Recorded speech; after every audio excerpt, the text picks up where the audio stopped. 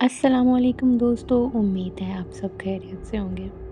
दोस्तों, कभी सोचा है कि कुछ सफ़र सिर्फ़ जगह बदलने के लिए नहीं होते, बल्कि इंसान को अंदर से बदलने के लिए होते हैं। ये कहानी मेरी एक दोस्त ज़ारा की है और वो अपनी कहानी यूँ सुनाती है।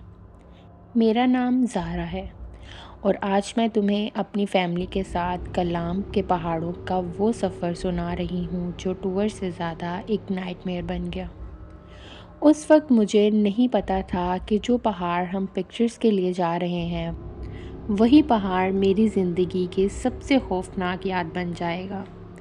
अगर तुम्हें रियल लाइफ़स्टाइल हॉरर स्टोरीज़ पसंद हैं, तो मेरी कहानी को आखिर तक ज़रूर सुनना, क्योंकि जो हमने कलाम में देखा, वो आज तक मुझे नींद नहीं आने देता।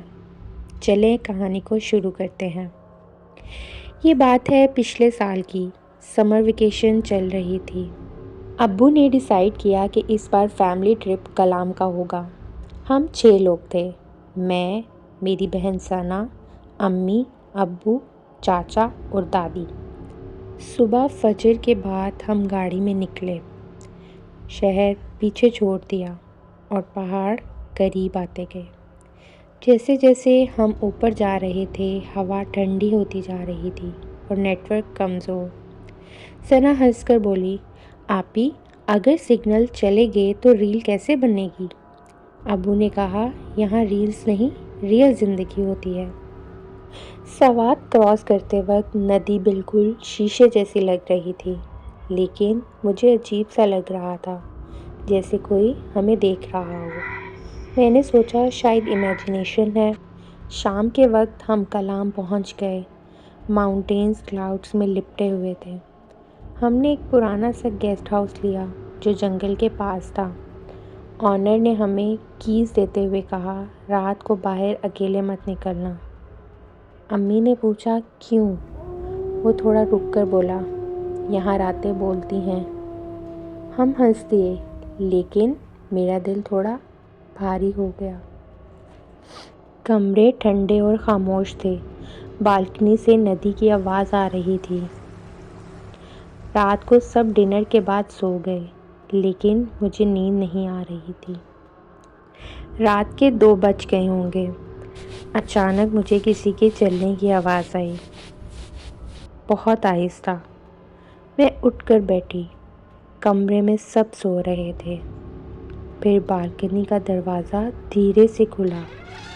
मैंने देखा, हवा नहीं थी, फिर भी पर्दा हिल रहा था। मुझे डर लगने लगा। फिर मुझे किसी की हंसने की आवाज़ सुनाई दी, बिल्कुल बच्चे जैसी। लेकिन हमारे साथ कोई बच्चा नहीं था। मैंने सना को जगाया। उसने नींद में ही कहा, आपी सो जाओ। तब अचानक बाथरूम की लाइट खुद ब खुद ऑन हो गई। मेरा जिस्म ठंडा हो गया। मैंने हिम्मत कर उठकर स्विच बंद किया, लेकिन जैसे ही वापस पलटी, शीशे में कोई खड़ा था, लेकिन जब घूमकर देखा, कोई नहीं। मेरी सांस रुक सी गई। अगली सुबह सब नॉर्मल था। मैं किसी को कुछ नहीं बताया। शाम को हम थोड़ा जंगल साइड घूमने गए। वहाँ एक लोकल बूढ़ा मिला। उसने मुझे देखकर कहा, तुम्हें रात को बुलाया गया था? मैं फ्रीज़ हो गई। मत सुनना उनकी आवाज़। मैंने पूछा, किसकी? वो बोला, पहाड़ों में कुछ रह जाता है, और चला गया। उस रात डर और ज़्यादा था। 12 बजे के बाद मुझे किसी की रोने की आवाज़ आई बालकनी से। मैं धीरे से उठी। नीचे देखा, एक लड़की खड़ी थी, सफ़ेद कपड़ों में। पाँव पीछे को मुड़े हुए थे। वो ऊपर देखकर बोली, ज़ारा, तुम्हें बुला रही हूँ। उसने मेरा नाम लिया और मेरा दिल फटने लगा। मैंने दरवाज़ा लॉक कर लिया। फिर नॉक होने लगा। फिर नेल घसीटने की आवाज़। अम्मी उठ गई। मैं रोती हुई बोली, अम्मी बाहर कोई है। अब्बू ने दरवाज़ा खोला, लेकिन बाहर कोई नहीं। बालकनी वो भी बिल्कुल खाली, लेकिन ज़मीन गीली थी, जैसे कोई पानी से निकला हो। सुबह हम ओनर के पास गए। अब्बू ने पूछा, यहाँ पहले कुछ हुआ था? ओनर चुप हो गया, फिर बोला, सालों पहले एक लड़की जंगल में गुम हो गई थी। उसका नाम ज़ारा था। मेरा जिस्म काम क्या, वो लोगों को बुलाती है जो उस जैसा नाम रखता हो।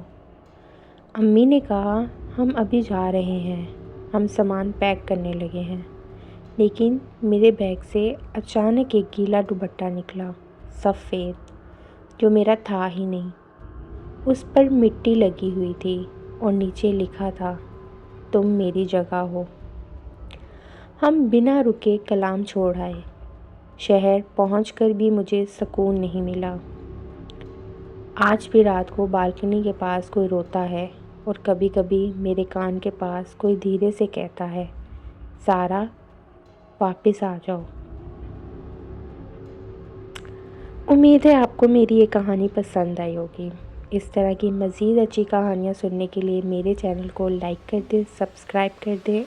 मिलते हैं नेक्स्ट वीडियो में, तब तक के लिए अल्लाह हाफ़िज़।